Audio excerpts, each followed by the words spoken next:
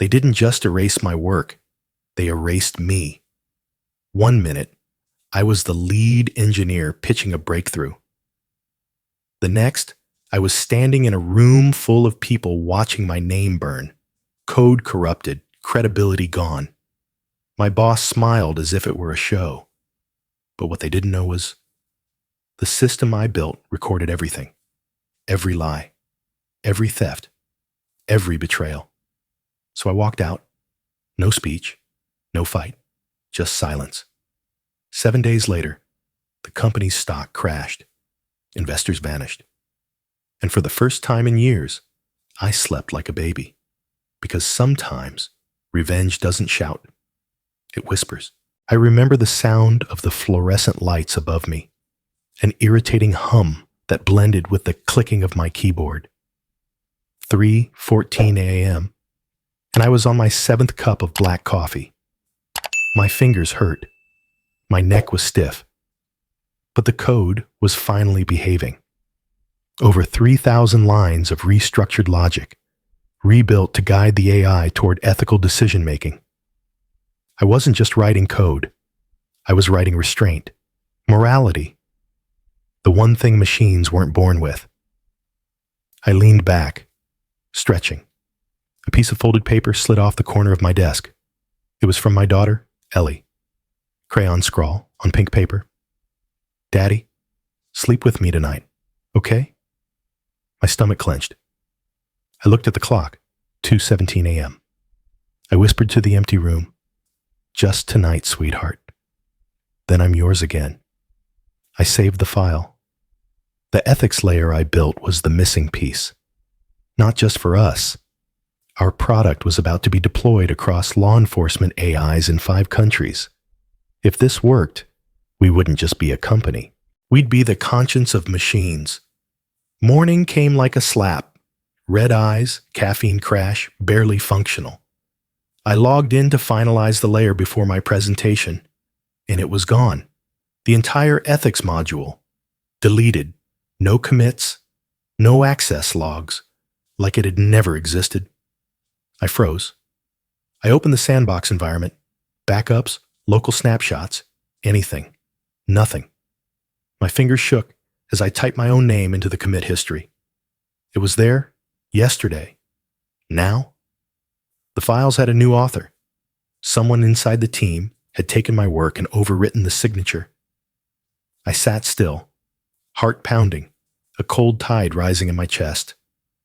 My stomach twisted, not from the betrayal, but from the precision of it.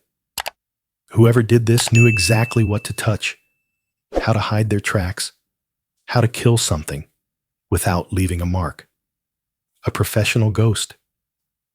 In the silence, a single question echoed in my mind. Have you ever watched years of your life disappear in front of you and realized no one else even noticed? My calendar pinged. 11 a.m., boardroom. Presentation to global investors. I was still on the schedule. No one had removed me from that. So I put on the tie my daughter had gifted me for Father's Day. Walked into that glass tower like nothing happened. When it was finally my turn, the lights dimmed. I opened the shared drive and clicked on the presentation I had prepared last night. But it wasn't my presentation. My screen filled with broken logic, error messages, and sloppy flowcharts. Diagrams that made no sense. It looked like a child science project gone wrong. It had my name at the bottom. Gasps echoed around the table. One investor leaned back, arms crossed, expression unreadable. Mason Aldridge, my boss, didn't even pretend to be surprised. This, he said loudly, tapping the screen, is exactly why we lost credibility in Tokyo. This kind of arrogance, unchecked, unsupervised. I opened my mouth, but no words came out. The room was watching me crumble. I clicked through the slides numbly. Error, error, nonsense. The last one simply said, deprecated. My name still sat on the footer, as if mocking me. I closed the laptop, stood silently, and walked out. No apology, no argument, just silence. That night, I barely ate. My wife didn't say much, just touched my shoulder lightly when I sat on the couch, staring into nothing. Ellie tried to crawl into my lap, but I was still wearing that damn tie, the one she'd given me with so much pride. I pulled it off, gently, and set it aside. Later, I opened my private test environment, the one I kept as a sandbox. My version of the ethics layer was still there. Fully functional, no errors, clean. It worked. It had always worked. A new email blinked into existence. No subject, no signature, just one sentence. You get it now, don't you? I stared at it for a long time, and for the first time in years, I felt something shift. Not anger, not even betrayal. Something deeper, something colder. I copied my version of the AI onto a USB stick, closed my laptop, and for the first time, I didn't feel like fighting. I felt like waiting. The room was colder than usual. I stepped in without saying a word, every gaze slicing into my spine. The long conference table, polished and sterile, reflected the harsh overhead lights. Investors, directors, VPs, all gathered like a jury without a trial. I walked to the center, pulled the USB from my coat pocket, and set it gently on the glass table. No one moved. No one asked. They just stared. I didn't flinch. Mason leaned back in his chair, smiling like a man who already knew the outcome. "Back again, Wallace," he said, voice dripping with performance. "We all assumed you'd be too embarrassed to show up, but I admire the guts." I didn't respond. I just met his eyes and smiled, not out of courtesy, out of clarity. "You had potential," he continued, now speaking to the room, not to me. "But unchecked ambition leads to chaos. We all saw what happened yesterday. A brilliant mind ruined by ego." They watched him. No one interrupted. He was the conductor of this symphony of humiliation. I glanced at the screen. My name still lingered on the footer of the butchered presentation, frozen in error. Behind my back, my fingers tapped my phone. I had preloaded a secure tunnel to my private server. One swipe, one tap. That's all it took. Every document, every message, every line of stolen code, every timestamp, every recording, gone from my private drive and uploaded to an encrypted leak channel. They would never see it coming. I turned, walked out without another word. The USB stayed on the table like a quiet threat no one understood yet. When I got home, Ellie was building a pillow fort. She ran to me, arms wide, and I caught her midair. "I missed you," she whispered. "I'm sorry," I said, kissing her forehead. "Daddy's been gone too long." That night, for the first time in months, I sat down for dinner. Not a power bar at my desk, a real meal. My wife served quietly. Ellie told stories about school. There were no tech terms, no deadlines, no metrics, just the sound of forks on plates. Then she asked, gently, "What are you going to do with what you know?" I didn't answer. Not because I didn't have one. Because once I spoke it out loud, there would be no turning back. What does it mean to forgive someone who stabbed you while smiling? Can you forgive a system that let it happen? And if you can't, what does that make you? I went to bed without checking my email, without watching stock updates or reviewing system logs. The silence felt dangerous, like the deep breath before a storm. The next morning, I opened my trading app. One small red arrow. The company's stock had dipped. Not much, just enough to notice. A hairline crack in the glass. But I didn't smile. Cracks have a way of spreading. The leak was quiet at first.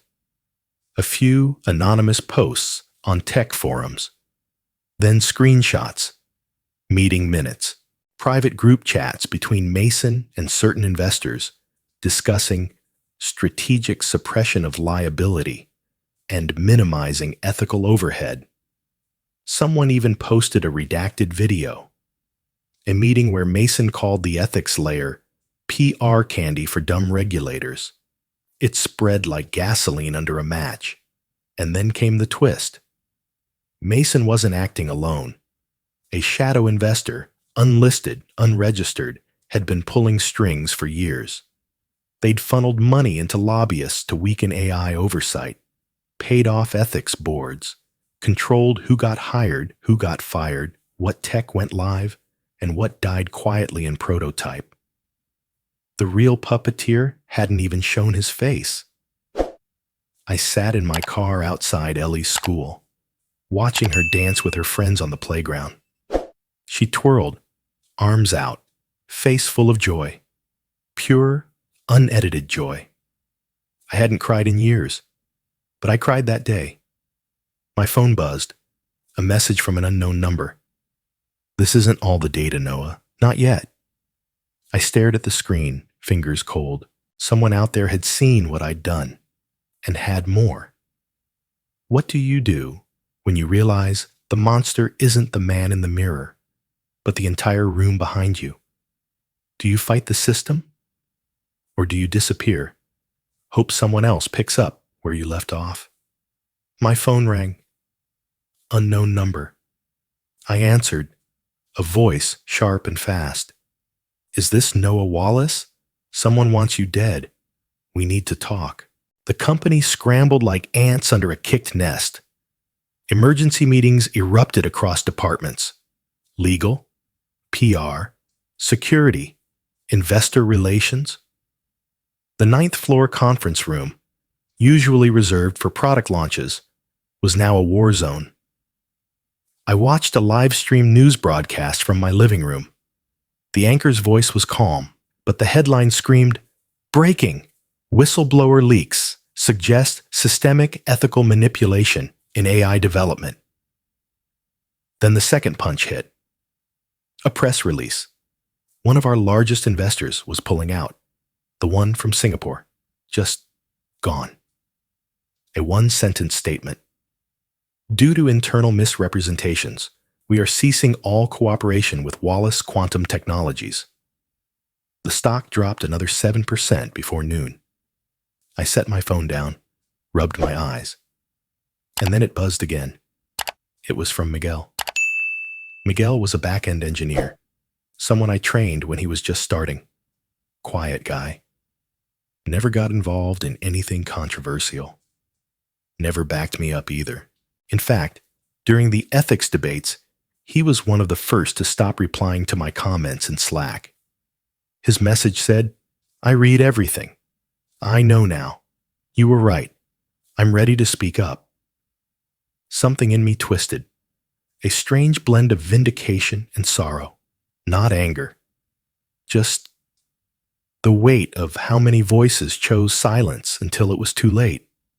My daughter came into the room, holding a bouquet of flowers she had made from folded paper.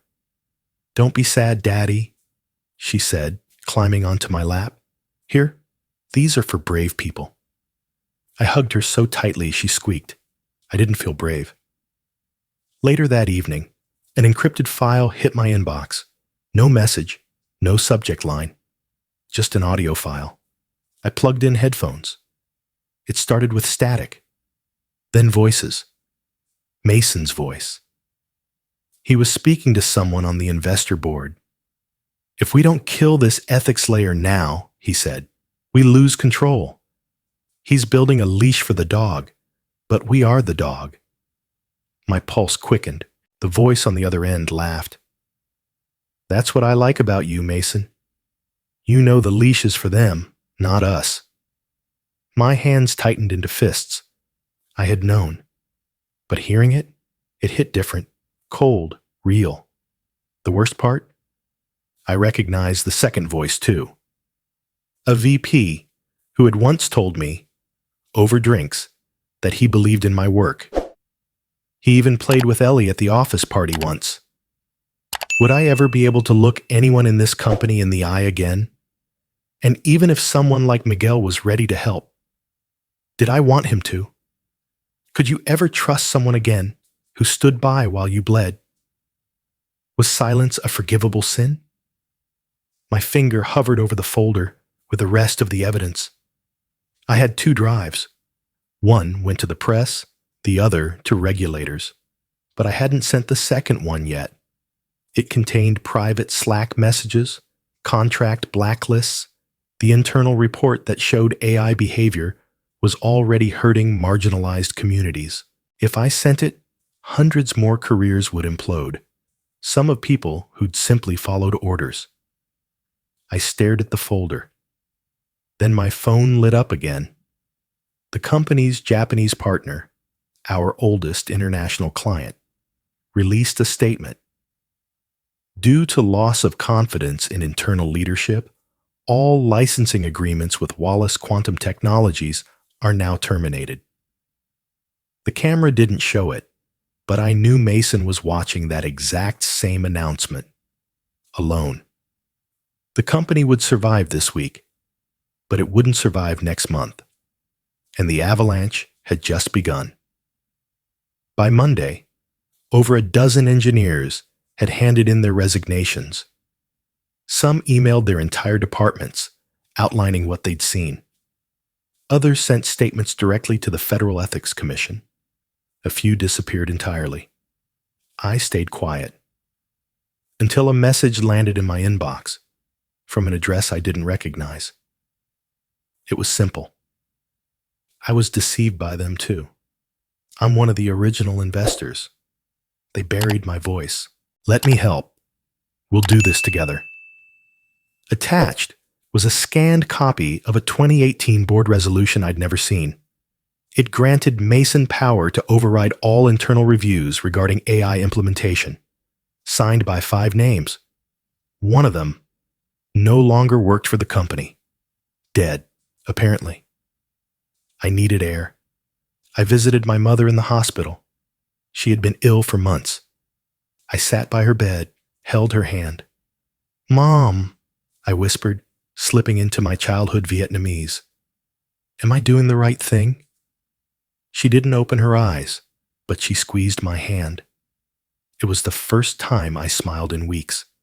That night, the hacker who had once warned me sent a new message.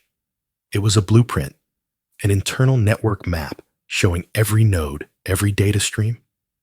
Red dots highlighted the leak sources, but there was one red dot that hadn't moved in days.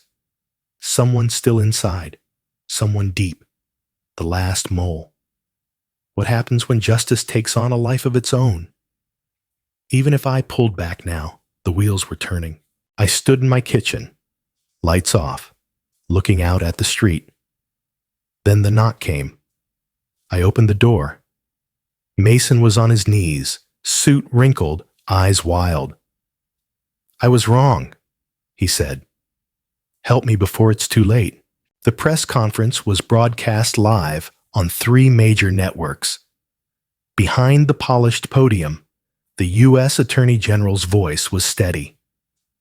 Effective immediately, Wallace Quantum Technologies is under federal investigation for systemic data manipulation, international financial violations, and obstruction of justice. It was no longer just a tech scandal. Within hours, multiple board members either resigned or vanished from public view. One fled the country. Another lawyered up so fast the firm couldn't keep up with media calls. Mason was nowhere to be seen. I watched the chaos unfold from the solitude of my home office. Curtains drawn. The same room where I'd spent years building frameworks to keep AI honest. Now the war room for exposing just how dishonest humans could be. Then came the next blow, one I hadn't seen coming. A nonprofit think tank, once hailed as a gold standard in AI ethics, was outed as a shell for laundering illicit money through research grants. That same group had co-sponsored several of our early white papers. They had paid for panels, for conferences, for the smiling PR we fed to the world. The funds came from offshore accounts, names redacted, origins blurred. We weren't just building dangerous systems. We were being funded by them. That night, I sat with Ellie on the living room floor. She was coloring. I was numb. "Do I have to be strong like you?" she asked, unprompted. I looked at her and felt everything crack. "No," I said softly. "You don't have to be strong. You just have to be real." She nodded like she understood something deeper than I did. An hour later, a new video leaked. This one hadn't come from me. In grainy footage, Mason sat in a private room, drinking whiskey, speaking with a man in a navy suit. The voice was faint, but clear enough to catch the worst of it. "We've neutralized all internal dissent," Mason said. "The regulatory boys will follow if they want to keep their budget. No one touches us." The man raised his glass. "Cheers to government partnerships." It aired on every major outlet by morning. The people meant to enforce the rules were in bed with those breaking them. So what happens when there's no one left to trust?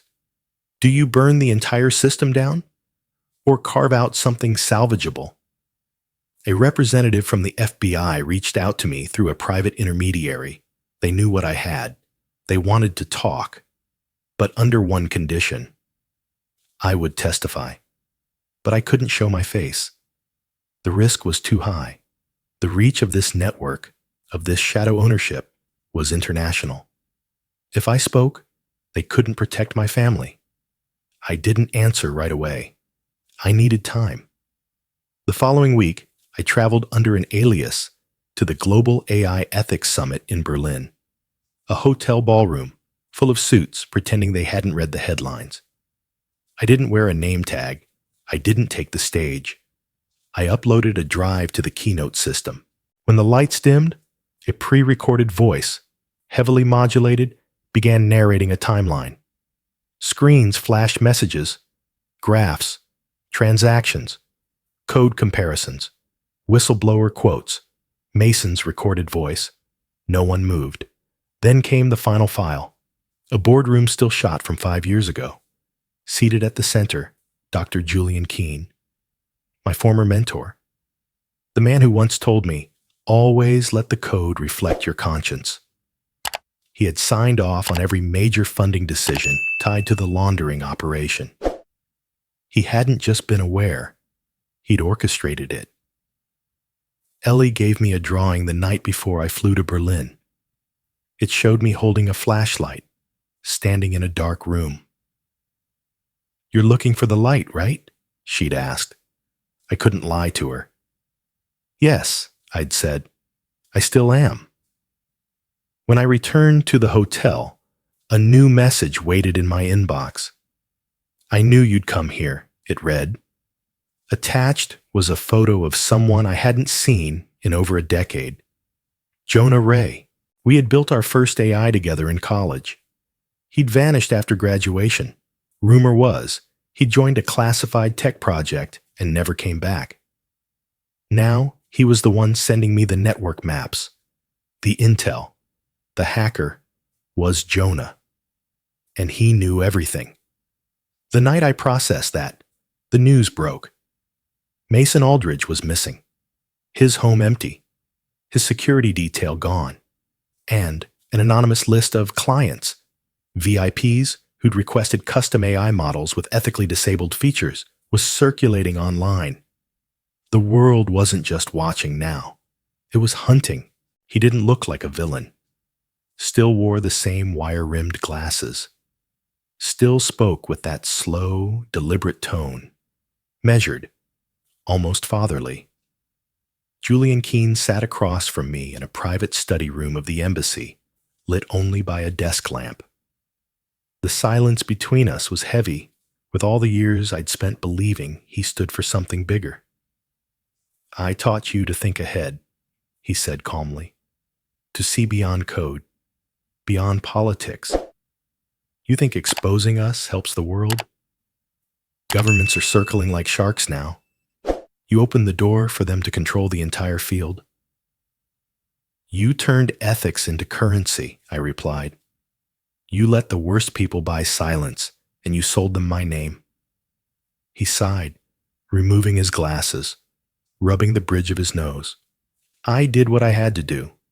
You were one of our best. That's why we picked you.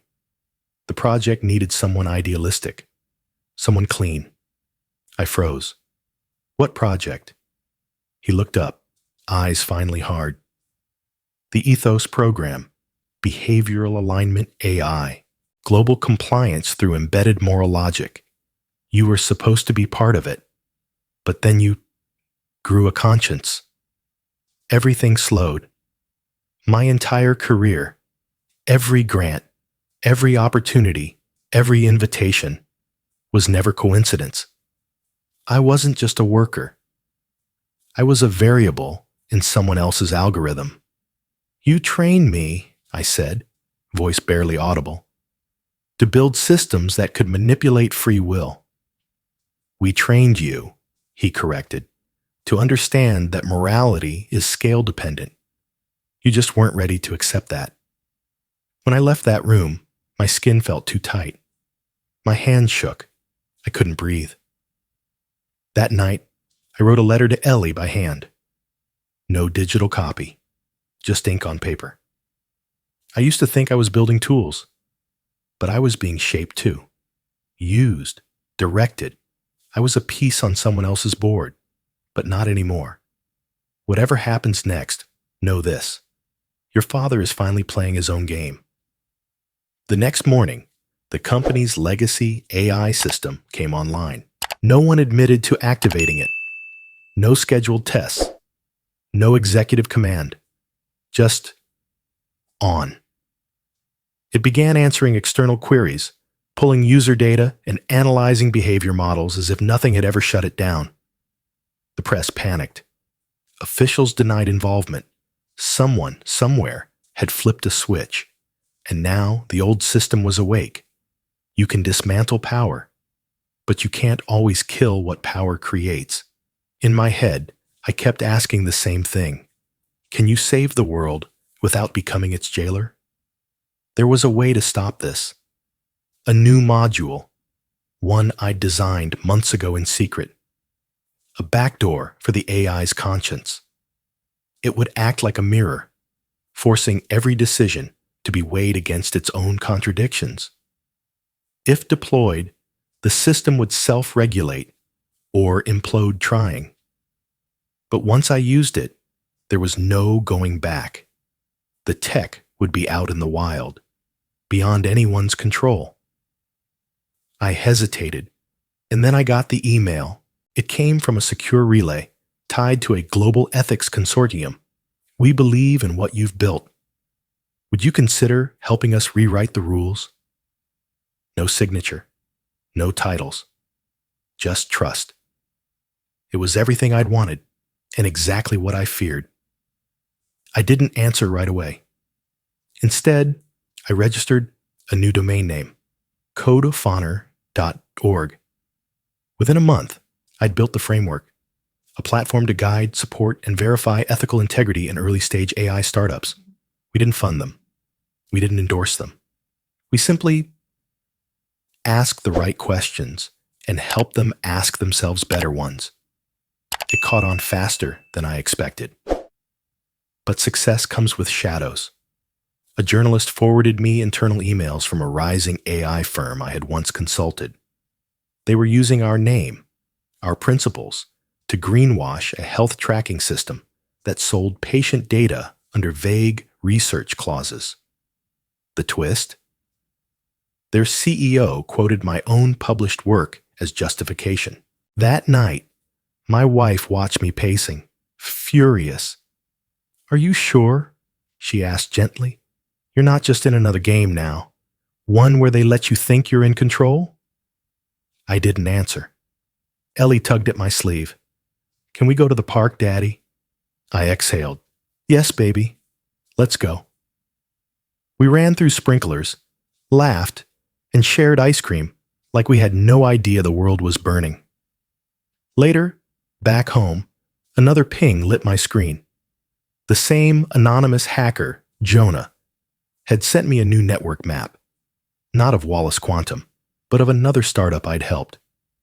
A red dot blinked under the title, Data Breach in Progress, Manipulated Diagnosis Streams. Even when you build for good, people will twist it. So what now? Fix every leak every time? Or teach others to build with better hands? In the early morning haze, I found another email in my inbox. From a familiar address, Wallace Quantum. Proposal. Senior Ethics Advisor role. Full autonomy. Rebuild with us? I stared at the message. The game always offers another round. The cursor blinked on my screen. The offer sat in my inbox, untouched, like a wound waiting to be reopened. Wallace Quantum wanted me back. Not to cover up, not to submit, but to lead. Full autonomy. A clean slate. Build something better, they said. With us this time. I closed the laptop. I didn't need more power. I needed peace. The next morning, I walked Ellie to school. No rush, no silent phone calls buzzing in my pocket. Just small shoes stepping beside mine, her hand in mine, swinging free. My wife stood at the doorway as we left, smiling. "First time I've seen you really live," she whispered. I smiled back. It felt unfamiliar, but good. A week later, the company's closure made headlines. Wallace Quantum was dissolving under the weight of its secrets. No lawsuits could save it. No press spin could erase what the world now knew. But from the ashes, something strange happened. A few of the engineers, ones I barely knew, some I thought complicit, announced the launch of a new company, a non-profit, transparent, focused solely on ethical, open-source AI. Their mission statement used a phrase from one of my old lectures. Code should serve conscience, not compromise it. It didn't matter if they credited me. The work had a pulse beyond my name. That evening, I brewed coffee, pulled out a notebook, and read the letter again. Dear Mr. Wallace, I'm a grad student at MIT. I followed your work during the Wallace Quantum collapse. You don't know me, but you changed the way I think about systems, trust, and silence. I want to be like you, but I don't know where to start. The question lingered longer than it should have. Should I write back? Should I mentor him?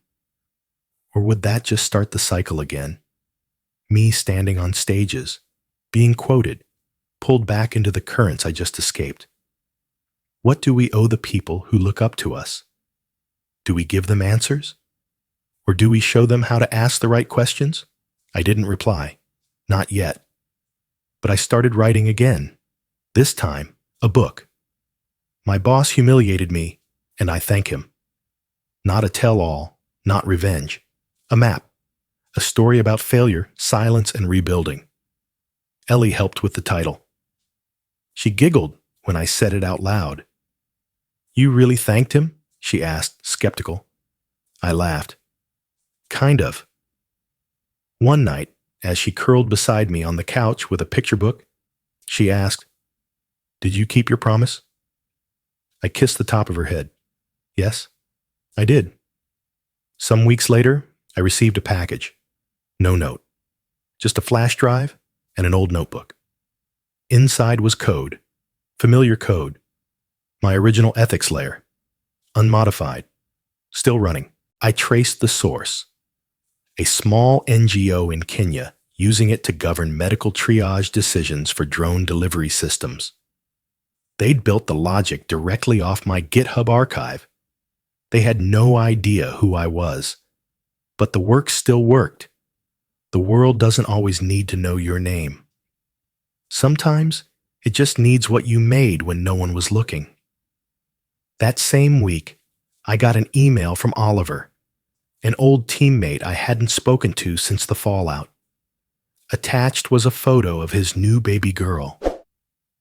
She's alive today because our NICU used decision logic based on your old module. I just wanted to say thank you for standing when we didn't. I sat for a long time after reading it. Outside, the rain came down gently, and I realized this was it, the end of the war, the beginning of something quieter. My book was picked up by a small, independent publisher. Then somehow it spread, 32 languages, but not a single edition carried my real name. That was the deal. No publicity, no TED Talks, just story. Some readers speculated, some guessed. But I stayed silent. Screaming doesn't always bring change. Sometimes, silence does. One night, Ellie fell asleep against my shoulder, book in her lap, breath soft and steady. I watched her sleep, the rise and fall of her chest. And I whispered, more to myself than anyone, "We did the right thing, kiddo," quietly.